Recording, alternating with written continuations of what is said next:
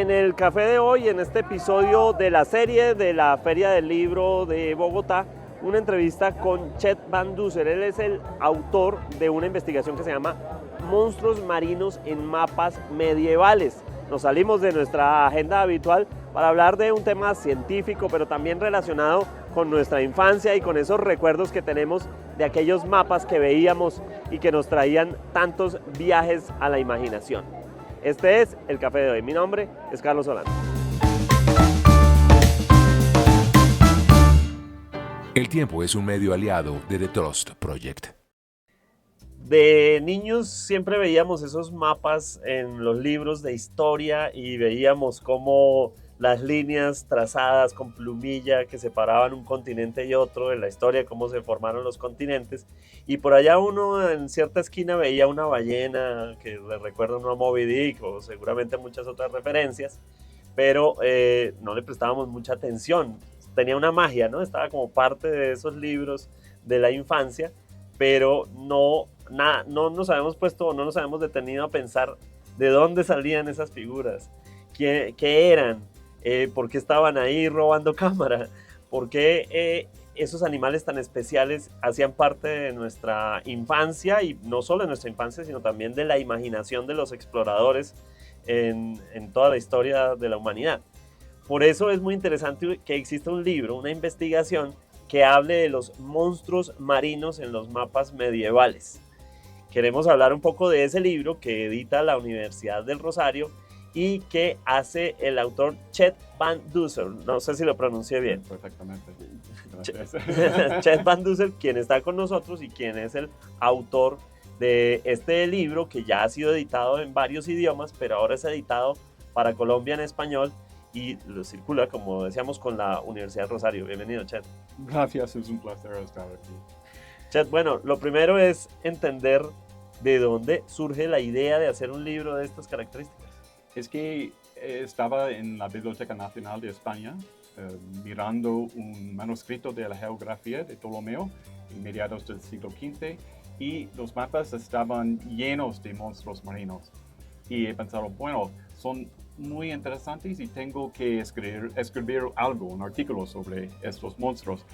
Y el artículo ha crecido y por fin ha llegado a ser un libro.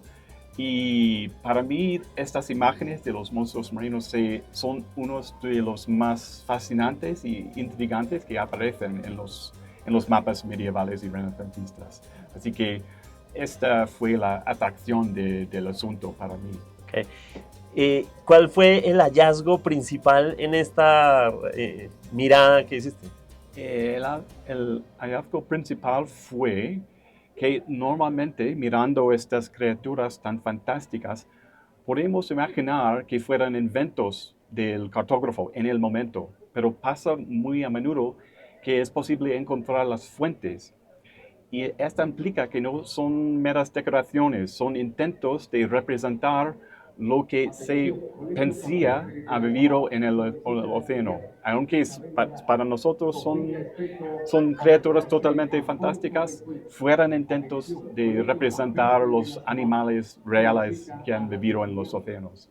De acuerdo, pero era un ejercicio para algunos de fe, porque no creen en ese tipo de cosas, para otros de lanzarse en unas ciencias seguramente digamos, muy alternativas, pues, bueno, Sí. para la gente de su momento. Sí, bueno, mi visión fue histórica.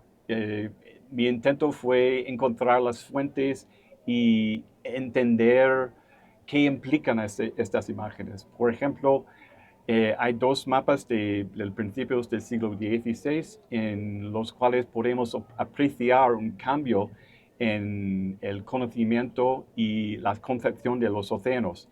En el primer mapa, hecho por Martin Waldseemüller en 1507, hay varios textos sobre monstruos marinos peligrosos. Así que la idea es, el mar es peligroso. En su otro mapa, la Carta Marina de 1516, hay una imagen del rey Manuel de Portugal montado en un monstruo marino, demostrando su control de los océanos. Así que el mar ha cambiado de ser un espacio de peligro a un espacio de oportunidad económica. Así que estas imágenes tienen sus implicaciones sobre las ideas sobre los océanos. ¿De acuerdo? Todavía hoy en pleno siglo XXI encontrar imágenes o registros de especies el océano profundo Sí, sigue siendo algo mítico, es decir, todavía es muy sí. poco lo que sabemos del océano profundo. ¿Será que algunas de esas apariciones en esos mapas estaban relacionadas con ese tipo de hallazgos? Creo que no, normalmente. Se han sacado las imágenes no de experiencias en primera persona con los animales. Se han sacado las imágenes, por ejemplo, de enciclopedias ilustradas y otras fuentes, bueno, más o menos científicos como los bestiarios, y Ajá. no de una experiencia en persona. Ok, de acuerdo. Y en ese sentido, ¿cómo fluyó, por ejemplo, dentro de la literatura? Es decir, ¿cuál nutría a quién? ¿La literatura a los Ah, mapas o los mapas a la es literatura? una pregunta muy buena y cabe pensar que normalmente los monstruos fluirían desde la literatura a los mapas, pero pasa al revés también, que los mapas fueran fuentes de información sobre los monstruos que aparecen en los textos. Bueno, por ejemplo, un Moby Dick Sí, debe sí, ser surgir pues, de un montón de ejercicios que están relacionados con visualizar a Moby Dick. sí, sí, sí, exactamente. ¿Cuál fue el monstruo marino más impactante de todos? Más impactante, más impactante.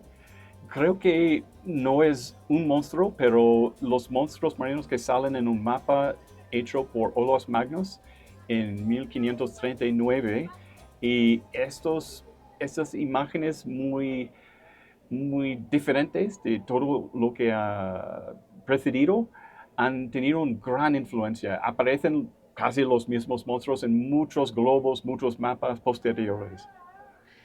La infancia de tal vez de mi generación y de las anteriores se nutría de ese tipo de imágenes. Sí, Hoy no es tan fácil, es decir, hablar de monstruos es algo infantil, aniñado, sí, que no causa daño, pero en nuestra época era lo habitual era así ver cosas monstruosas, realmente sí, monstruosas, ¿no? sí, sí. Y es muy interesante cómo nuestras ideas de qué es un monstruo cambian a través del tiempo.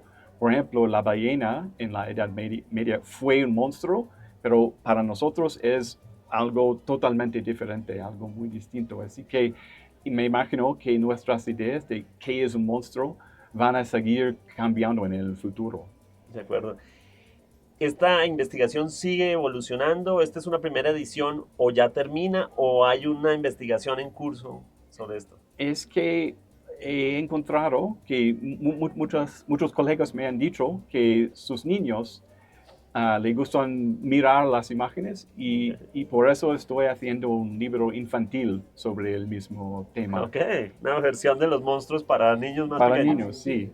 Y mi idea es usar estas imágenes tan fascinantes para atraer a los niños a estar interesados en los mapas, la historia, los documentos originales y de dónde vienen nuestras ideas sobre los monstruos. De acuerdo, y para finalizar, Chet, eh, esos ejercicios de los mapas medievales pues son fascinantes, ¿no? Hay muchas compilaciones de mapas que giraban en torno a la forma de hacerlos, a la tipografía, e incluso a veces la tipografía en sí misma es variaciones de cosas, de Sí, animales, sí, de... sí. ¿Qué tanto se compenetraban esos lenguajes al hacer los mapas? Es decir, la tipografía con el dibujo, y precisamente con lo literario. ¿Cómo se compenetraban cuando alguien que hacía mapas hacía ese mapa? A veces hay textos con las imágenes de los monstruos que describen de dónde vienen o de cómo es su vida. Y para mí los textos fueron importantes en la investigación porque es más fácil encontrar fuentes de un texto que una imagen. Pero es una mezcla interesante de texto y imagen en los mapas. Okay. Bueno, eso es Monstruos Marinos en los mapas medievales, un trabajo que se publica ahora en Colombia. Fue novedad aquí en la Feria del Libro, junto a todas las novedades que hemos estado viendo en esta feria en la que hemos tenido, mientras estamos aquí grabando en la combi, hemos visto hasta robots pasando, lo cual es un contraste muy interesante con la historia. Sí, bueno, mil gracias. Un gusto y bueno, continuamos aquí con los contenidos en el café de hoy. Vamos a seguir a lo largo de estos días viendo más entrevistas aquí desde la combi. Gracias por acompañarnos en el café de hoy. Suscríbase en todas las plataformas de podcast y en el canal de YouTube de El Tiempo. Nos encuentra también en Instagram y en X como @podcasteltiempo. Además, si quieres recibir a través de WhatsApp la notificación de cada nuevo episodio, siga el enlace que se encuentra en la descripción o envíenos un mensaje con la palabra suscripción al teléfono 320-300-5327 y haga parte de la comunidad de El Café de Hoy. Este episodio fue producido por Paula Monroy con la colaboración de Troya Designs. Mi nombre es Carlos Solano.